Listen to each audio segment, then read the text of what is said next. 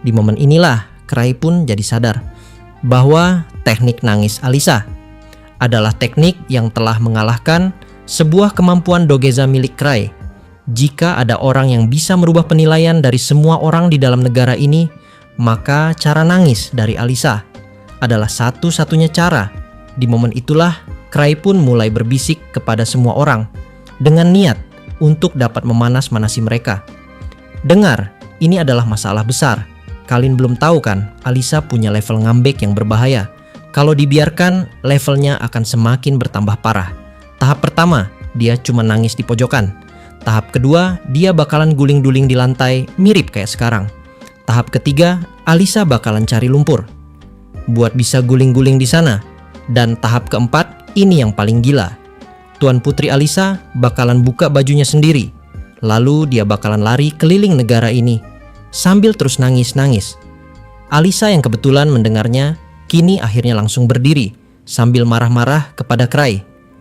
"Itu gila!" seru Alisa yang langsung bangkit. Wajahnya merah padam dan mata berkaca-kaca. "Aku nggak akan segila itu. Kalian kira aku ini apa?" Suasana sejenak kembali panas. Namun kali ini karena semua yang hadir sedang berusaha keras menahan tawa atau syok. Nora sendiri butuh beberapa detik untuk kembali menemukan nadanya yang tegas. Dengan menarik napas panjang dan menekan rasa frustasinya dalam-dalam, ia akhirnya bersuara. "Baiklah, jika itu kehendakmu Alisa, sebagai bentuk tanggung jawabku atas semua janjiku tadi, maka aku akan beri kau kesempatan. Tapi satu saja." Semua mata tertuju padanya. Bahkan Alisa pun berhenti bicara, terdiam di tempat. "Jika kau ingin takhta itu, maka yakinkan kami. Yakinkan keluarga kerajaan lainnya, Tony, Morris, dan Zachary. Aku tidak akan memaksamu untuk menghadapi Agus, karena aku sendiri pun gak yakin bisa menang kalau harus melawannya. Tapi ketiga adikku yang lain berbeda. Mereka bertiga bisa dipercaya, walaupun mereka sangat menyebalkan. Mulai sekarang, kau harus mampu membuat 3 orang itu mengakui bahwa kau pantas menjadi raja. Hanya itu syaratku. Jika kau mengerti, maka aku tidak akan melarangmu menjadi raja." Alisa menggigit bibirnya, menunduk. Kedua tangannya menutupi wajah, menyembunyikan rona merah yang membakar pipinya. Namun dari sela-sela jemarinya terlihat jelas. Itu adalah air mata yang bercampur dengan tekad. "Aku mengerti, Kak Nora." Suara itu lirih namun cukup tegas. Dan seketika seluruh ruangan diliputi keheningan. Seolah menyadari bahwa hari ini bukan hanya sandiwara bocah yang baru saja mereka saksikan. Hari ini adalah awal dari pertempuran politik yang sesungguhnya. Dan Alisa dengan segala keluguannya, segala kelabilannya, dan segala kegilaan polosnya baru saja mengambil langkah pertamanya menuju takhta kerajaan. Setelah kisah Alisa yang mengungkap niatnya untuk menjadi raja berakhir, lembaran cerita pun beralih. Suasana terang yang dibalut semangat idealisme sang putri perlahan memudar, tergantikan oleh nuansa kelam dan sunyi yang berasal dari tempat berbeda, jauh dari cahaya harapan dan senyum para bangsawan. Kisah kini bergeser, turun ke dalam jantung dunia bawah dari negara Code. Di bawah tanah yang gelap dan berlapis baja, tepat di wilayah yang mengelilingi Menara Raja, sebuah fasilitas militer raksasa bekerja tanpa henti. Denting logam beradu, suara tekanan uap yang mendesis, dan derap langkah para teknisi, serta prajurit menciptakan irama mekanis yang menegangkan. Bau minyak, baja panas, dan keringat bercampur menjadi aroma khas yang tak terhindarkan. Di tengah hiruk pikuk itu, berdirilah seorang pria dengan mata tajam dan tubuh tegap, Agus Code. Pangeran dari garis utama kekuasaan, pewaris sah yang tidak hanya mengandalkan darah biru, tetapi juga kekuatan nyata dan strategi tanpa celah. Ia berdiri membelakangi jendela lebar yang menghadap ke deretan hanggar tempat senjata berat dan pasukan tempur disiapkan. Cahaya merah dari indikator mesin memantulkan bayangan menyeramkan di wajahnya yang dingin. Di hadapannya berlutut Jin Gordon, tangan kanan dan penasihat pribadinya, pria yang dikenal dengan kecepatan berpikir dan kekejaman tindakannya. "Jin," suara Agus terdengar tenang, namun mengandung tekanan yang tak bisa diabaikan. "Aku dengar kau menyerang Nora secara diam-diam." Kalimat itu meluncur seperti bilah belati. Jin menunduk dalam-dalam, bahunya tegang, namun suaranya tetap tenang. "Benar, Yang Mulia Pangeran. Itu langkah yang saya nilai diperlukan untuk memastikan tidak ada kejutan dari pihak musuh. Saya juga mohon maaf karena baru melaporkannya sekarang." Agus tidak langsung merespons. Matanya menatap tajam ke bawah, ke arah pasukan bayaran yang tengah melakukan simulasi tempur. Ia tahu bahwa kekuatan mereka luar biasa. Para pembunuh dan prajurit yang datang dari berbagai belahan dunia bawah, veteran medan perang yang tak mengenal belas kasihan. Namun ia juga tahu kemenangan sejati bukan hanya soal kekuatan. Dalam hatinya, Agus merasa langkah Jin adalah bentuk arogansi.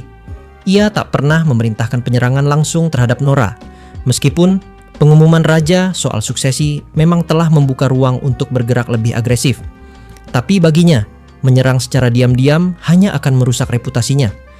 Apalagi, ia bukan dalam posisi terdesak. Justru sebaliknya, kekuatan ada di tangannya. Selain puluhan regu bayaran elit, Agus juga memiliki 2 kartu as yang tak ternilai, yaitu mereka adalah Kai dan juga Saiha, 2 pendekar berperingkat tinggi yang loyal padanya. Dan jika situasi memburuk, ia masih menyimpan 1 kekuatan pamungkas. Swordtail, prajurit misterius yang hanya bergerak atas kontrak tertentu dan dikenal karena kemampuannya yang berada di luar standar manusia. Dengan kombinasi kekuatan seperti itu, tahta seakan tinggal dijangkau dengan 1 tangan. Namun tetap saja, bagi Agus, kemenangan kosong tanpa legitimasi hanyalah awal kehancuran. Ia tidak ingin dikenal sebagai penguasa yang menang karena kelicikan. Ia ingin dihormati, bukan ditakuti. Nora akan murka karena ini, gumam Agus. Dan kalau dia memilih jalur balas dendam, kita akan kehilangan banyak, termasuk peluang untuk mengintegrasikan pasukannya setelah aku naik takhta. Ia akhirnya menoleh ke Jin, matanya tajam bagai pisau. "Jin, kau pikir aku bisa kalah dari Nora?" Jin mengangkat wajahnya sedikit. Suaranya tetap tenang meski hawa tekanan menguar dari sosok di depannya. "Bukan begitu, Yang Mulia. Tapi ada faktor tak terduga dalam permainan ini. Kaisar Petir, jika dia memutuskan untuk berpihak pada Nora, hasil akhirnya bisa berbeda." "Kaisar Petir?" Agus mengernyit. "Itu tidak mungkin. Bahkan kalau dia ikut campur, aku tetap tidak akan kalah." Nada suaranya penuh keyakinan, dingin, dan tidak bisa diganggu-gugat. Jin sempat terdiam sebelum akhirnya menambahkan, "Kalau Skytail, bandit yang dikenal sebagai paling berbahaya di dunia, ikut turun tangan, mungkin cerita akan berubah. Tapi dalam kontraknya dengan kita, Swordtail sudah bersumpah akan menjadi penyeimbang jika itu terjadi." Agus mengangguk kecil, namun sikapnya berubah dingin kembali.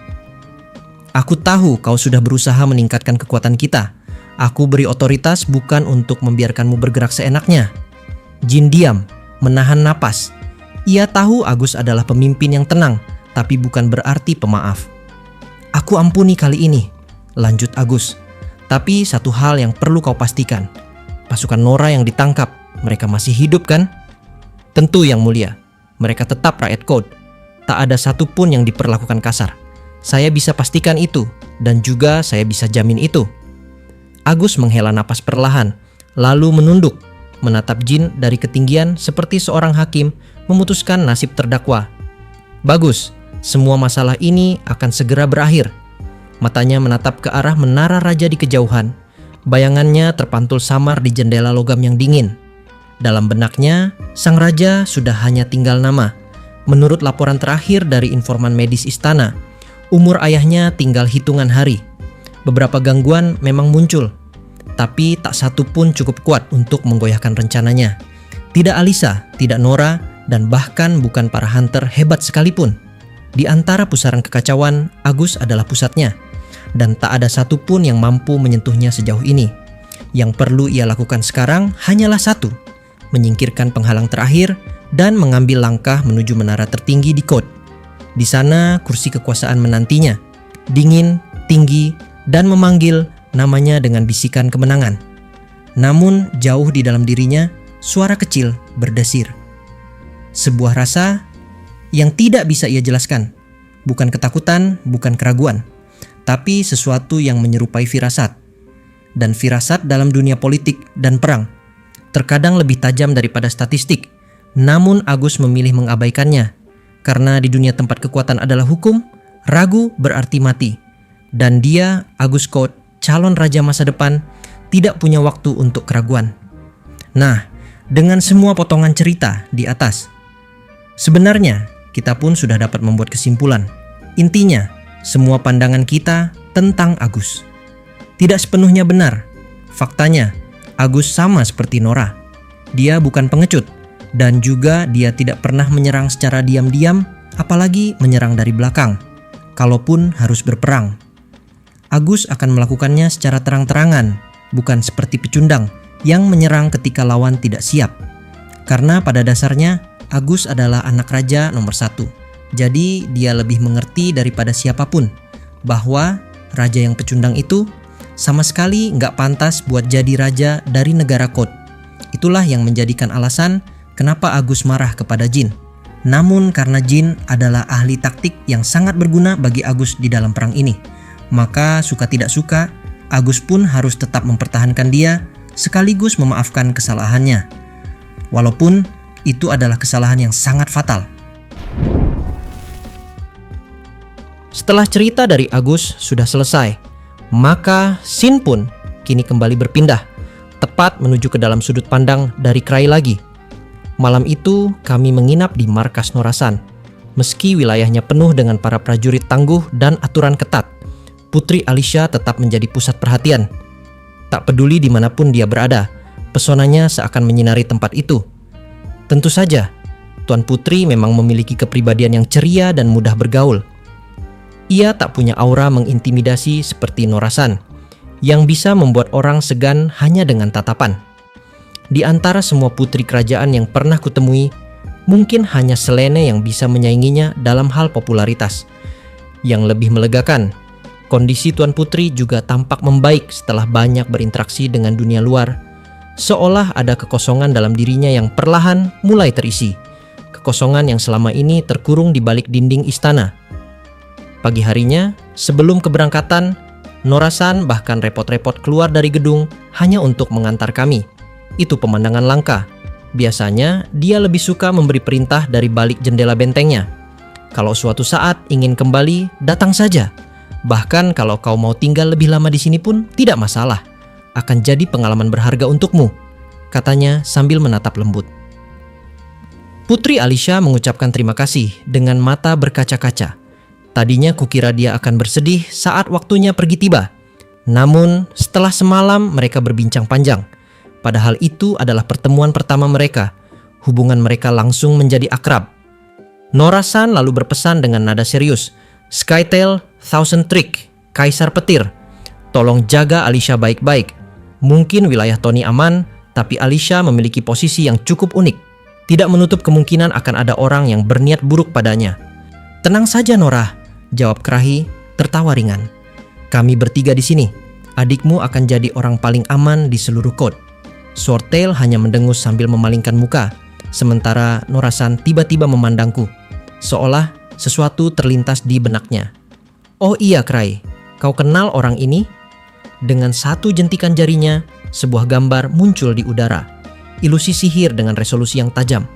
Di dalamnya tampak seorang pria bertubuh besar, memakai topeng aneh sedang menyerang para kesatria Nora. Mataku langsung terpaku pada sosok itu. Gerakannya aneh, mengalir seperti tarian, tiap langkah seolah memiliki ritme, dan entah kenapa, aku tak bisa memalingkan pandangan. Ada semacam daya tarik, atau mungkin lebih tepatnya, paksaan yang menyedot perhatian siapapun yang melihatnya. Satu persatu ksatria Nora tumbang tanpa mampu memberikan perlawanan berarti. Namun aku tahu pasti siapa dia. Topeng itu tidak cukup untuk menyembunyikan identitasnya dari mataku. "Itu Kaiser," kataku perlahan. Penari terkuat yang sudah menyelamatkan banyak negara dengan teknik tempest dancingnya. Norasan menatapku heran. "Penari? Tolong jangan diulang lagi." Jujur saja, sampai sekarang aku juga masih merasa aneh menyebutnya begitu. Tapi tak bisa dipungkiri, apa yang dia lakukan di medan pertempuran memang lebih mirip tarian mematikan daripada seni bela diri biasa. Nora mengangguk perlahan, lalu bergumam. Dia orang yang dikirim oleh Angus, dan topeng itu mengendalikannya. Tidak kusangka ksatria-ksatria yang sudah kulatih selama ini akan kalah semudah ini. Dia mungkin akan menjadi musuh terberat kita. Dikendalikan, Aku terdiam sejenak, lalu menatap kembali gambar ilusi di udara. Setelah para ksatria jatuh, gerombolan preman muncul dari balik bayangan, menyeret tubuh mereka entah kemana. Tapi, aku mulai memahami maksud dari semuanya. Dia tidak sedang dikendalikan, ucapku dengan tenang. Reaksi Nora seketika meledak. Apa? Seorang hunter level 8 seperti Kaiser tidak mungkin dikendalikan. Mental mereka sudah ditempa sedemikian rupa agar kebal terhadap ilusi, bahkan terhadap sihir cuci otak. Apalagi Kaiser, dia memiliki kekebalan absolut terhadap hal semacam itu. Aku menunjuk ke gambar, menekankan satu hal penting. Lihat baik-baik, tak ada satupun dari mereka yang mati. Kalau Kaiser benar-benar serius, medan pertempuran itu pasti sudah berubah jadi kuburan. Nora-san hanya menggerutu, ragu-ragu menerima logikaku, tapi juga tak bisa menyangkal kebenarannya. Bahkan aku sendiri masih belum tahu pasti apa yang sedang Kaiser lakukan. Namun yang ku tahu, dia pasti punya alasan. Jika itu demi melindungi Angus, dia pasti akan mengambil jalan ekstrem sekalipun. Kaiser dan saya, mereka berdua bisa menyelesaikan 100 masalah lebih cepat daripada aku menyelesaikan satu. Maka, tak perlu khawatir. Serahkan saja semuanya pada mereka. Kita fokus ke bagian kita. Nora-san menghela napas panjang, lalu menatapku tajam. Siapa sebenarnya kau ini? Aku tak bisa menjawab. Belum sekarang. Tapi sebentar lagi semuanya akan terungkap. Waktunya hampir tiba. Operasi perlindungan ini tinggal menyisakan detik-detik terakhir. Sebelum itu selesai, ada baiknya kami melanjutkan perjalanan. Begitu tiba di wilayah Tonisan, aku langsung terpaku. Pemandangan yang terbentang di depanku terasa seperti dunia yang benar-benar berbeda. Seolah kota ini telah melewati perubahan selama bertahun-tahun. Padahal kenyataannya, aku baru meninggalkannya kurang dari seminggu lalu. Kumo kami masih meluncur di atas atap-atap bangunan. Dari atas, pemandangan kota terlihat hidup, sangat hidup. Deretan bangunan baru menjamur di sepanjang jalan, membentuk pola geometris yang rapi namun dinamis. Di bawah sana, orang-orang berlalu lalang dengan wajah berseri. Sebagian tampak sibuk membawa kantong, peti, atau bahkan gerobak kecil. Suara riuh tawa dan celoteh anak-anak yang berlarian di antara kios bercampur dengan aroma makanan hangat yang mengepul dari salah satu sudut jalan. Semuanya menyatu menjadi simfoni kehidupan yang belum pernah kusaksikan sebelumnya di tempat ini. Putri Alicia yang duduk di belakangku mencondongkan tubuh ke samping dan menatap dengan mata berbinar-binar. Ini luar biasa, gumamnya lirih. Di sebelahku, Kul hampir terjungkal dari pelana karena terlalu asyik membungkuk ke bawah. Mulutnya terbuka lebar dan dia menunjuk antusias ke arah kerumunan. Itu warung makan, bukan? Serunya setengah berteriak, seolah baru saja melihat keajaiban. Aku sempat terdiam. Mana mungkin? Seingatku, kota ini tidak pernah punya satu pun toko atau warung. Aku sudah menanyakannya ke hampir semua penduduk. Nora, Tony, Zaza, bahkan anak-anak kecil di lingkungan sini. Jawaban mereka sama. Nungguin ya? Hehe. Bersambung besok lagi, jamnya belum tahu. Tapi biasanya sebelum makan siang, biar bisa dinikmatin waktu kalian istirahat. Terima kasih banyak yang sudah simak video ini sampai habis dan salam baku hantam.